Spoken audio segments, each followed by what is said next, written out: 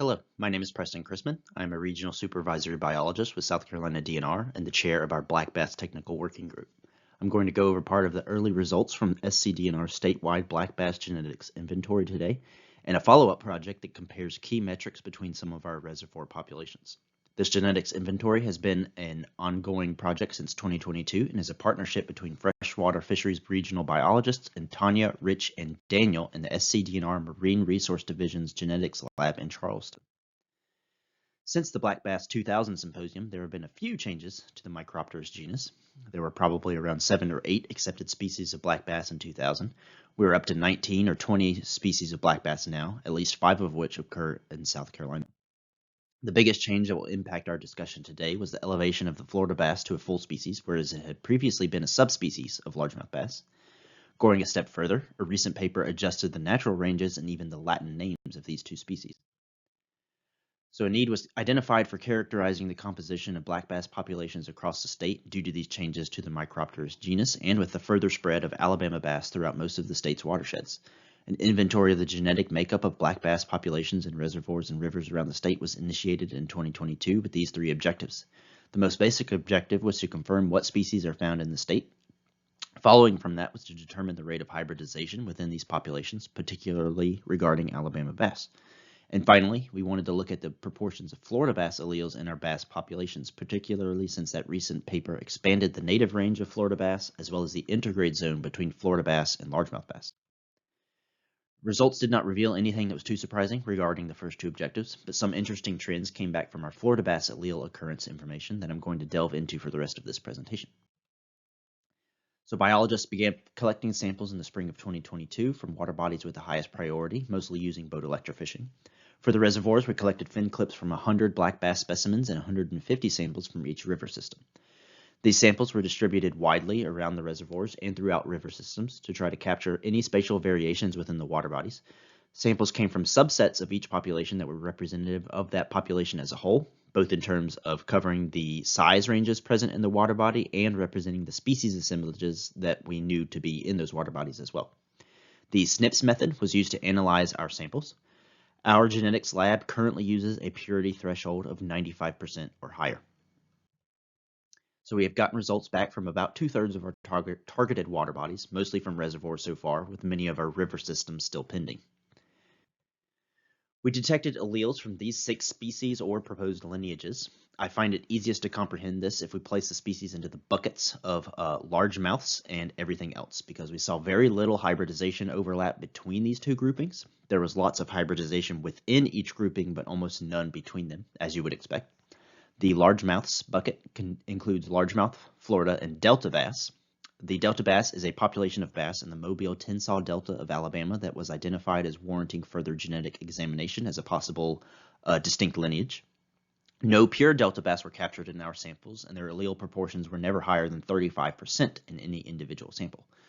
Of somewhat significant note, no pure largemouth bass were captured either. Pure Florida bass were captured in relatively low numbers from the Santee Cooper Lakes and the Cooper River, while all other water bodies only saw varying levels of intergrades between the 3 largemouths members. And then for our other bucket, we saw our native Bartram's bass, the naturalized smallmouth bass, and the non-native and invasive Alabama bass, with lots of hybrids between 2 or even 3 members of this group. As I said before, there was not much that was surprising that came out of our first 2 objectives. The species that we detected were what we expected, and the spread of Alabama bass and the rate of Alabama bass hybridization was also more or less what we expected. So as I said before, I'm going to spend more time on that third objective of this project. We are interested in the proportion of Florida bass alleles present in our populations because they have been shown to reach trophy sizes more frequently than pure largemouth bass. We receive lots of requests from anglers to stock Florida bass or the F1 hybrid bass to improve fishing or increase the trophy potential in our reservoirs. And having this breakdown of Florida bass allele frequencies will allow us to effectively respond to those requests and could help us identify potential broodstock sources for any future stocking events. So to start looking at addressing this objective, I took the subset of the results from our genetic inventory that only included members of the 3 largemouths species bucket and created breakdowns for each of our sampled water bodies. So this pie chart represents the average allele proportions of each of the 3 species from that largemouths grouping that are present in each pure or hybrid member of that largemouth bucket. and this is for Lake Murray. So if you were to catch a fish that looked like a largemouth bass from Lake Murray, it would, on average, possess 77% Florida bass, 20% largemouth bass, and 3% Delta bass alleles. So the next few slides will have maps with multiple pie charts like this plotted on them, one for each water body. So I wanted to go over this one kind of in detail so that it would make sense once we got to the full map. So here are the pie charts for every water body that has been tested so far. Across the whole state, the average member of the largemouth's bucket contains 70% Florida, 23% largemouth, and 7% Delta bass alleles. But as you can see, these proportions vary widely based on their geographic location within the state, with very high proportions of Florida alleles present in the Santee Cooper system, moderate levels of Florida alleles in the chain of reservoirs on the Savannah and the Saluda rivers, and then our lowest level of Florida alleles present on our Catawba chain of reservoirs, here where you see a lot of yellow. Again, remember that 0 pure largemouth bass have been captured so far, while we have a handful of pure Floridas in the Santee Cooper system. But all other water bodies in the state possess only members of the largemouth's bucket that are varying levels of hybrids between the 3 types.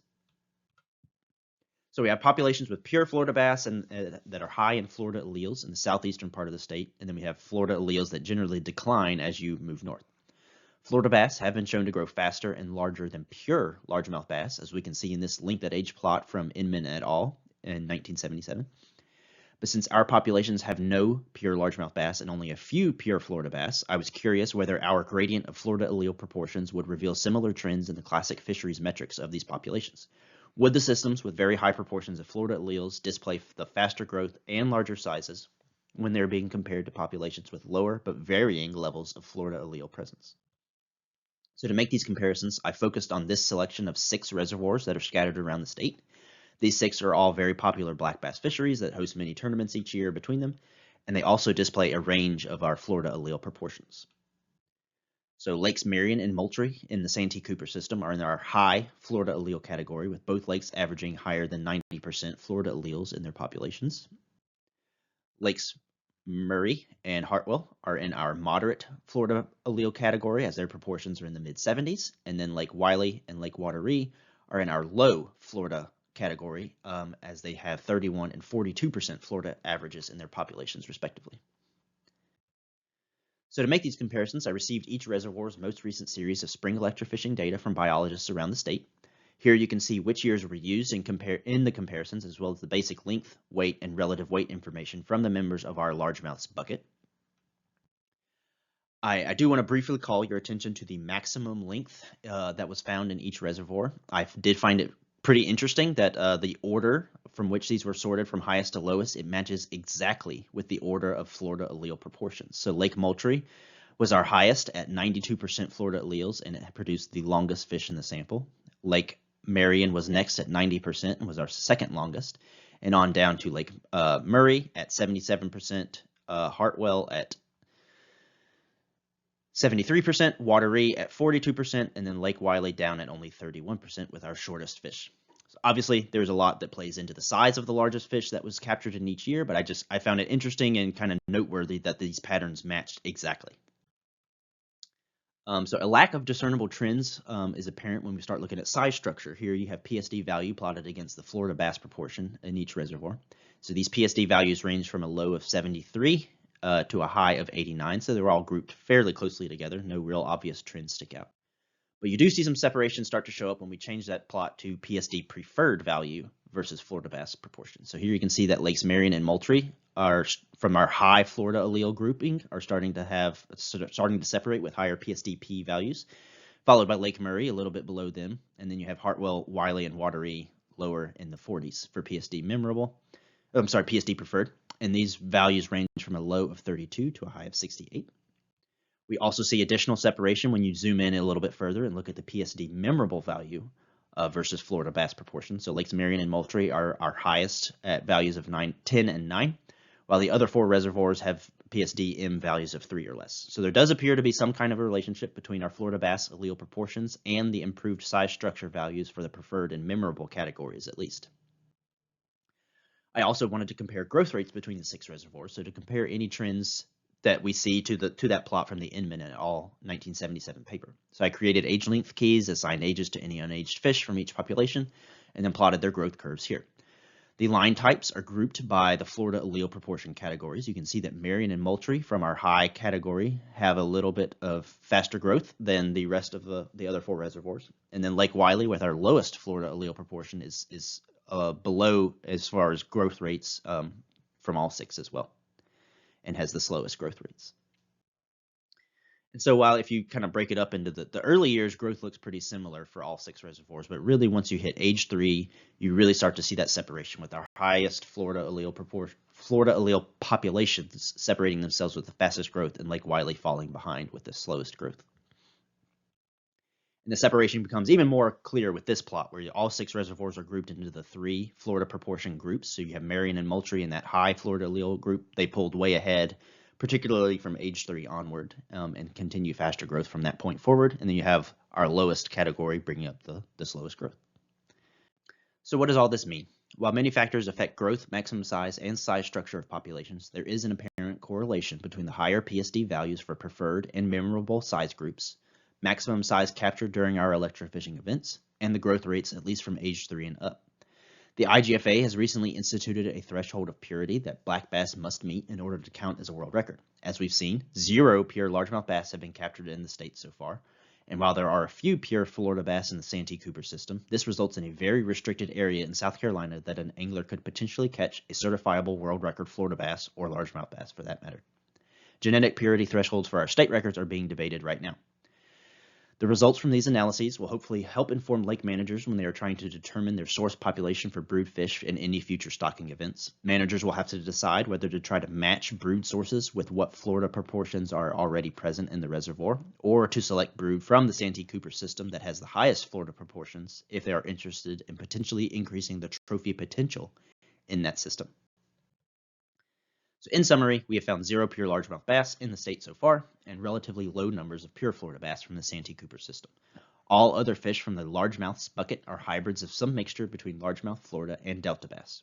For our look at the 6 highlighted reservoirs, those with higher proportions of Florida bass alleles saw faster growth rates, larger maximum sizes, and improved size structure values for the largest fish in those populations. I'll take any questions. If you have time, you can shoot me an email at the bottom of this screen, and thank you for your time.